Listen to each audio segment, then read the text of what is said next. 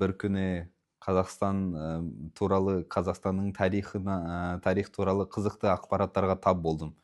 Абай тууралуу окуган кезде мага осы элдин тарихын көп унады және мен Казакстанга келүүнү бир максат жасадым.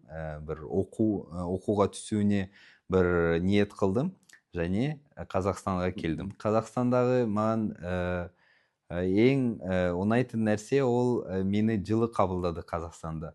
Баары достук менен кабылдады, жылы сезим менен, жылы жүрөкмен кабылдады. Шакарим университетке окууга түстүм және жатаканада казак балалары менен бирге турдум. Ол маган казак тилин үйрөнүүгө, казак салт дәстүрүн көрүүгө және оған жакын болууга маган көп көмөктести.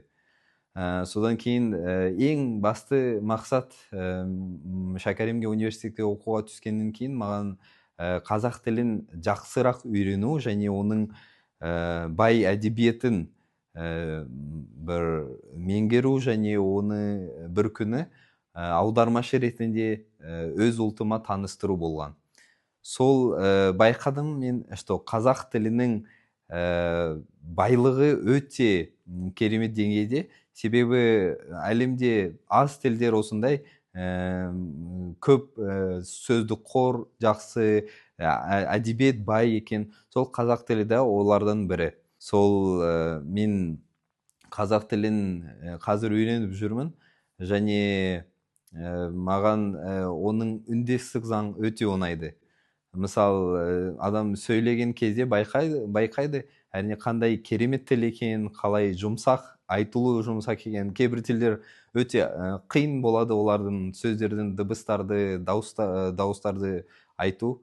Сол өте қазақ тілдің өте керемет екен осы нәрсе, үндестік заңы. Содан кейін маған болашақта мен осы қазір мен қазақ тілінің мұғалім мамандығы бойынша білім алып жүрмін. Қазақ тілінде бір күшті мұғалім болып, болашақ ұрпаққа қазақ салт дәстүрін үйрету мақсатымда бар. Қазақстанда 130-дан астам этностар бар және мен өзімнің Қазақстанға келуіне және осы этностардың арасында бір кішкентай бөлігі болуына өкінішті емеспін. Керемет жер және әркімді осы жерге келіп, осы елдің сәл дәстүрін құрметтеп, осында өмір сүруіне шақырамын.